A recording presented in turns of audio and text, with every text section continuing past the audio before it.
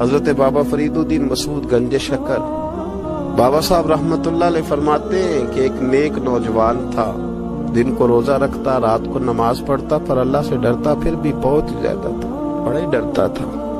موت کا وقت آیا تو ماں ہی تھی بس اس کی، تو ماں سے کہنے لگا اماں میری ماں ہے، میرے ساتھ 3 وعدے تو کر۔ اس نے کہا پتر تو بتا، آخری ہجکی لے رہا ہے اور اس غریبنی ماں سے تو وعدہ لے رہا، بتا کیا وعدہ؟ عرض کرنے لگا اماں جب میں مر جاؤں نا تو میرے گلے میں رسی ڈال کے تو مجھے گھمانا گھر کے صحن میں، اور لوگوں کو کہنا جو رب کی نافرمانی کرے اس کا یہی حال ہوتا ہے۔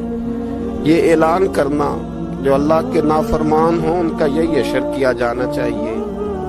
اور اماں پھر دوسرا وعدہ کر، میرا رات کو جنازہ اٹھایا جائے، میں نہیں چاہتا کہ کسی کے منہ سے یہ لفظ نکل جائے کہ وہ دیکھو اللہ کا نافرمان جا رہا ہے، رات کو میرا جنازہ اٹھانا۔ اور اماں تیسرا میرے ساتھ وعدہ کر کہ لوگ مجھے دفن کر کے آ جائیں گے تو میری قبر پہ چلی جائے گی۔ عمل میرے پاس کوئی نہیں، پر مجھے لگتا ہے ماں کے قدموں کی برکت سے عرش کا مالک بھی رحم فرمائے گا، اماں تو وعدہ کر۔ بابا صاحب رحمتullah علیہ فرمانے لگے کہ ماں بوڑھی ماں نے وعدہ کر لیا۔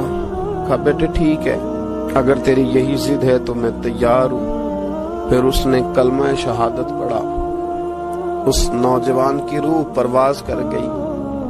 بوڑھی ماں نے رسی منگائی تو وَلِمَنْ خَافَ مَقَامَ رَبِّهِ جَنَّتَانِ، جو ڈر جائے، اس نے تو کہا تھا نا کہ رسی ڈال کے گھمانا اور کہنا یہ اللہ کا نافرمان ہے، اس کا یہی اشر ہونا چاہیے تھا۔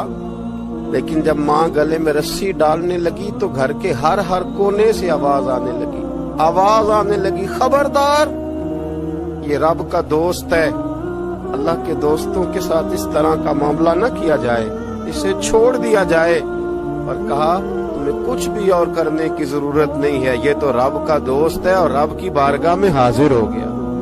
کوئی بندہ کہے گا کہ یہ تو ایک بابا فرید کا سنایا ہوا واقعہ ہے، سنیے، بخاری میں حدیث ہے، نبی پاک صلی اللہ علیہ وسلم نے فرمایا، حضرت ابو ہریرہ رضی اللہ تعالیٰ عنہ راوی ہیں، حضور فرماتے ایک شخص مرنے لگا تو اپنے بچوں سے کہنے لگا کہ میں جب مر جاؤں تو مجھے جلا دینا، اور پھر میرے جلے ہوئے وجود کو پیس دینا، پھر مجھے ہوا میں اڑا دینا۔ پتر مجھے اڑا دینا، مجھے بڑا ڈر لگتا ہے، اگر رب نے مجھ سے حساب پوچھا تو میں قابل نہیں ہوں، اڑا دینا مجھے ہواؤں میں۔ اگر اس نے مجھ سے حساب لیا تو بڑا سخت حساب لے گا۔ حضور فرماتے ہیں، بخاری میں موجود ہے، اس کے بچوں نے اسی طرح کیا، اس کے مرنے کے بعد اسے جلایا، ہوا میں اڑا دیا۔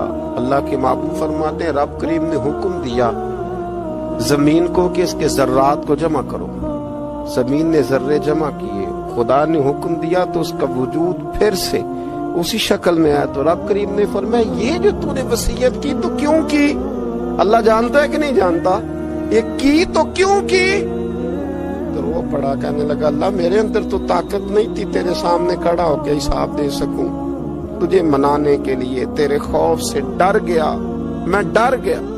اگرچہ ہمارے بزرگوں نے لکھا ہے کہ آج یہ وصیت کرنا، اس رنگ میں یہ طرز اختیار کرنا درست نہیں، لیکن آپ غور فرمائیے کہ نبی پاک علیہ السلام فرماتے ہیں جب اس نے کہا نا اللہ تجھ سے ڈر کے یہ کیا، تو رب کریم نے فرمایا جا پھر میں نے تیری مغفرت کر دی، کیونکہ اللہ کو پتا تھا یہ دل سے بات کر